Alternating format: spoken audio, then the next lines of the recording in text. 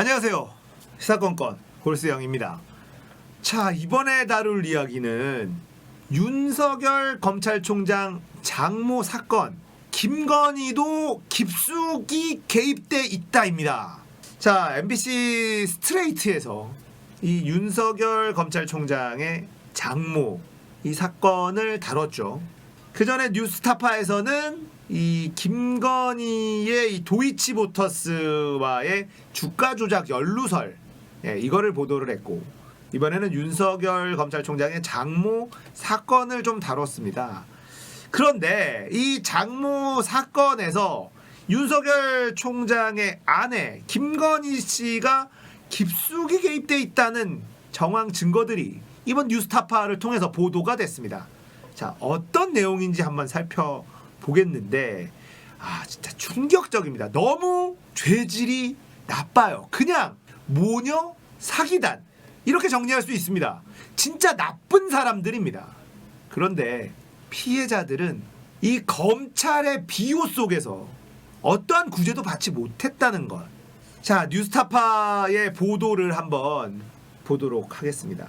이 MBC 스트레이트가 이 윤석열의 장모 최모 씨의 의혹을 보도를 했는데, 뉴스타파도 윤석열의 아내 이 김건희의 주가 조작 연루에 대해서 취재를 하고 있었거든요. 보도를 했었고, 자, 이 취재 결과 이 장모 최 씨의 사건들에 윤 총장의 아내 김건희 씨도 굉장히 깊이 개입한 것이 드러났습니다. 자, 정대택 사건 기억나시나요? 자, 정대택 사건 간단하게 정리를 하면 이 채권 투자를 하려고 해요. 채권 투자를 하는데 정대택이라는 사람은 정보를 가지고 오고, 이 최모 씨, 장모 최모 씨는 종잣돈을 대고, 그렇게 해서 수익이 발생하면 반반 나누기로 합니다. 이 계약서를 쓸 때 법무사 백 씨가 등장을 합니다. 그래서 법무사 백 씨의 이 입회하에 계약서를 작성을 하게 됩니다. 자, 그렇게 이 채권 투자를 시작을 합니다. 이 정대택 씨는 서울 송파구에 있는 스포츠센터에 걸려있는 근저당부 채권을 매입하기 위한 계획을 세우고 있었습니다. 이 감정가 한 300억 원 상당의 이 스포츠센터는 근저당부 채권이 152억 원이 잡혀 있었다고 해요. 그래서 해당 채권을 싼 값에 매입한 뒤에 스포츠센터가 누군가에게 팔리면 그 채권을 근거로 배당을 받아서 차익을 올리려는 투자 계획을 세우고 있었습니다. 자, 그런데 이제 종잣돈이 필요하죠. 종잣돈이 필요해서 최모 씨를 지금부터 소개를 받게 됩니다. 이 채권을 매입하는데 99억 가량이 필요했다고 해요. 근데 한 10억 원 정도의 초기 투자금만 있으면 나머지 89억 원은 이 금융기관으로부터 조달할 수 있는 상황이었다고 합니다. 그래서 이 최모 씨를 소개받아서 이 윤석열의 장모 최모 씨가 이 10억 원을 대기로 한 거죠. 자, 이 사업 계획은 제대로 적중을 합니다. 이 스포츠센터에 걸린 근저당부 채권을 99억 1천만 원에 사들였어요. 그리고 얼마 지나지 않아서 경매를 통해서 건물이 팔립니다. 이때 보유한 채권에 의해서 낙찰 대금 가운데 무려 152억 2천만 원을 배당을 받았어요. 5개월 만에 무려 53억 1천만 원의 차익이 발생한 것입니다. 자, 계약을 한 것에 따르면 정대택 씨는 26억 5,500만 원을 받았어야 했죠. 자, 그런데 돈 욕심이 난 윤석열의 장모 최모 씨는 돈을 못 준다면서 소송을 합니다. 이때 이 법무사 백 씨가 최 씨의 손을 들어줘요. 어떤 식으로 소송을 했냐면, 나는 이 약정을 하고 싶지 않았는데 강요에 의해서 약정을 한 것이기 때문에 이 계약은 무효다, 이런 소송을 했고 강요죄로 소송을 합니다. 이 법무사 백 씨는 재판 과정에서 강요를 한 것이 맞다, 이렇게 증언을 하면서 최 씨가 승소를 합니다. 이 법무사 백 씨는 자신이 약정서 체결에 참여하지 않았다, 이렇게 진술을 하면서 최모 씨가 이기게 되죠. 자, 그런데 이때 거짓 진술을 한 이 법무사 백 씨는 왜 거짓 진술을 하게 되었는가?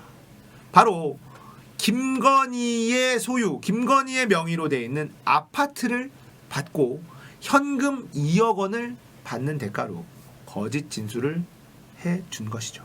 자, 이것만으로도 진짜 나쁜 사람들이라는 걸 알 수 있습니다. 예, 뇌물을 줘서 거짓 증언을 하게 하고 이 남긴 이 투자로 벌어들인 수익 전부를 본인들이 먹게 되는 이런 짓을 했다라는 것만으로도 이거 생양아치죠. 그런데 그 이후에 더 나쁜 일들이 벌어집니다. 자, 정대택 씨는 자신이 고소당한 형사사건 재판에서 이 윤 총장 잡모 최 씨가 위증을 했다 이렇게 고소를 했어요. 근데 검찰이 이 고소 내용 중 일부를 무고로 인지를 하고 정대택을 기소를 합니다. 자, 피해자가 정대택인데 오히려 정대택을 기소를 해요. 자, 최 씨는 장모 최 씨는 정 씨가 고소한 위증죄 사건에서 일부 혐의를 인정받아서 벌금형 정도를 선고받습니다. 그런데 검찰은 고소 내용 가운데 일부가 허위라는 이유로 정대택이라는 사람을 무고죄로 기소를 해버려요. 굉장히 이례적인 일입니다. 자, 그런데 2005년 9월 22일입니다. 2005년도에 정대택의 무고죄 혐의 재판 증인으로 출석한 법무사 백 씨가 과거의 진술을 뒤집습니다. 자, 영화 같은 일이 벌어집니다. 검찰 수사 재판에서 윤 총장 장모 최 씨에게 유리한 증언을 했던 이 법무사 백 씨가 양심 선언을 해버려요. 자, 이 장모 최 씨와 정대택이 나누기로 한 약정서는 자신이 직접 작성을 했다. 그리고 약정서를 작성할 때 어떠한 강요도 없었다. 이런 취지로 양심 선언을 해버립니다. 자, 그러면서 거액의 돈을 이 장모에게 받기로 하고 최 씨에게 유리한 거짓 진술과 증언을 했다고 추가적인 폭로를 해버립니다. 자, 이 법무사 백 씨는 윤 총장 장모 최 씨가 일이 잘 끝날 경우에는 원래 정대택이 갖기로 했었던 목 26억 가운데 13억을 주기로 약속을 했다. 이렇게 주장을 합니다. 자, 윤 총장 장모 최 씨가 이 법무사 백 씨한테 현금 2억 원을 지급한 사실도 드러나게 됩니다. 자, 이뿐만이 아니었습니다. 김건희 명의의 아파트도 뇌물로 건네진 정황이 포착이 됩니다. 자, 이 윤석열 장모의 딸 그리고 지금 윤석열의 아내 김건희 2004년 당시 서울 가락동에 아파트를 한 채 보유하고 있었어요. 이때 당시에 등기부 등본을 보니까 이 김건희는 개명 전 이름 김명신 명의로 2001년 11월 5일 아파트를 매입을 했고 2005년 1월 11일 원모 씨에게 아파트를 매도한 것으로 되어 있습니다. 자, 이 원모 씨는 법무사 백 씨의 아내입니다. 근데 이상한 점이 발견이 됐어요. 김건희 소유의 아파트는 원래 2억 4천만 원의 근저당이 걸려 있었는데 아파트를 원 씨에게 매도한 이후에도 근저당이 계속 김건희 앞으로 남아 있다는 점입니다. 통상 대출이 끼어 있는 아파트를 매매할 때는 원 소유주 그러니까 이 김건희가 아파트를 팔고 이 매매 대금으로 빚을 갚죠. 예, 그러면서 근저당을 없애거나 아니면 대출액을 제외한 차액만 매매 대금으로 받아서 매수자가 이 대출에 대한 채무를 승계하거나 어쨌든 이거를 집을 팔면서 털게 돼 있습니다. 그런데 집을 매도를 했는데 이 대출이 그대로 남아 있다. 정상적인 거래가 아니라는 반증이라는 겁니다. 자, 이 원 씨에게 매도를 했는데 이 원 씨라는 사람은 법무사 백모 씨의 아내라는 것이죠. 자, 이것까지도 굉장히 나쁜 짓이죠. 그런데 더 나쁜 짓이 또 일어납니다. 이 최 씨가 법무사 백 씨에게 돈과 아파트를 건넨 시점을 좀 따져봅시다. 2004년 3월에 법무사 백 씨의 거짓 진술 때문에 정대택이 기소가 됩니다. 윤 총장의 장모 최 씨는 자, 윤 총장 장모 최 씨가 백 씨한테 처음 8천만 원을 건넨 시점은 2달 뒤 6월 달.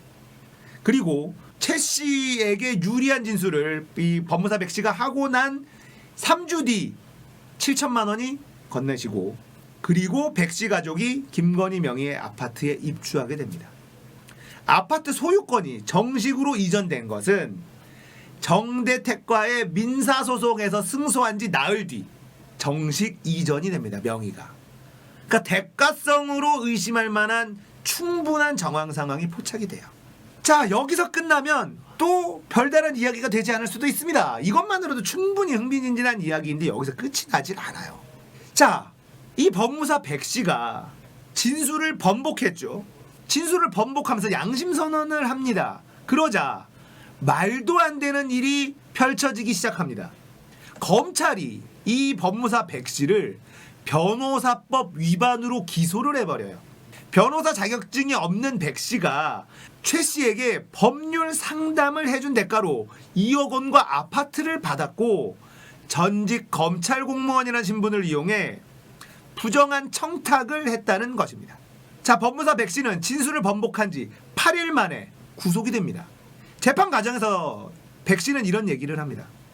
최 씨는 부장검사 출신의 전관 변호사도 800만 원에 선임을 했는데 일개 법무사인 나한테 2억 원을 주고 법률 상담을 받았겠느냐? 너무나 당연한 이야기죠. 하지만 유죄를 받고 2년의 실형을 살았습니다.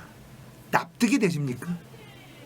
검찰과 최모 씨, 윤 총장의 장모 김건희 한통속이라는 게 드러나는 대목이죠. 이들의 욕심은 끝나지 않았습니다. 법무사 백 씨가 이 변호사법 위반으로 구속되고 20일 뒤에 김건희 모녀는 백 씨한테 소송을 겁니다. 이 백 씨한테 준 2억 원이 빌려준 돈이며 김건희 명의 아파트는 채무자 변경을 하지 않았으니까 모두 돌려달라는 취지의 이 소송을 해요. 법원은 이 2억 원을 빌려준 것이라고 증명할 만한 방법은 없다라고 하면서 이건 기각했지만 아파트는 채무자 변경을 하지 않았기 때문에 돌려줘라 이렇게 판결이 납니다. 이 모녀 사기단의 욕심이 끝이 없어요. 정대택이라는 사람한테 줄 돈이 아까워서 그 법무사를 뇌물로 회유를 하고 그 사람이 진술을 번복하자 그 사람에게 줬었던 대가가 아까워서 다시 뺏는 작업을 합니다. 자, 법무사 백 씨는 2년의 형기를 마치고 출소를 해요. 그리고 2008년 8월에 정대택 사건에 위증을 했다며 송파경찰서에 자수를 합니다. 정대택 씨 역시 이 장모 최 씨와 김건희를 고소합니다. 하지만 검찰은 모두 불기소합니다. 그리고 법무사 백 씨는 2012년 3월에 지병으로 사망을 하게 됩니다. 자, 어떻습니까? 장모 최 씨와 김건희 이 모녀 사기단 진짜 악독합니다. 이들의 돈에 대한 욕심은 끝이 없고 이런 건이 한두 개가 아니라는 거예요. 그럼에도 불구하고 번번이 불기소 처분받았고 처벌받지 않았다는 겁니다. 자, 김건희라는 인물이 이 윤석열 총장과 결혼하기 전 그 당시에 또 사귀었던 사람도 검사라고 합니다. 이 모녀 사기단은 검사와의 연줄을 활용할 줄 알았어요. 그래서 번번이 불기소가 되거나 죄가 없는 사람을 죄가 있게 만드는 역으로 고소를 해버리는 정대택을 무고죄로 기소하는 아주 이례적인 일도 펼쳐지게 되는 거죠. 자, 검찰을 뒷배로 아는 사기꾼들이 얼마나 무서운지 보여주는 정말 죄질이 아주 나쁘고 더러운 사건입니다. 조금만 검색을 해보시면 윤 총장을 만나기 전에도 검사와 동거를 하고 있었다라는 얘기도 돌고 있습니다. 이 모녀 사기단은 검사가 필요했었던 것은 아닐까라는 강한 의구심이 드는 대목이에요. 윤석열을 만나기 전에도 윤석열을 알게 된 후에도 그들은 검사의 뒷배를 적극적으로 활용했습니다. 이들의 죄질은 너무나도 나빠 보입니다. 지금 MBC와 뉴스타파의 취재만으로도 이 정도가 나오고 있다는 건 수사로 파헤치면 훨씬 더 많은 것이 나올 수밖에 없다는 것이죠. 대한민국의 정의가 바로 서는 날이 왔으면 좋겠습니다. 이들은 반드시 죗값을 치러야 할 것입니다. 자, 오늘 이야기는 여기까지입니다. 공감되셨다면 구독, 좋아요, 알람 설정 부탁드릴게요. 감사합니다. 끝!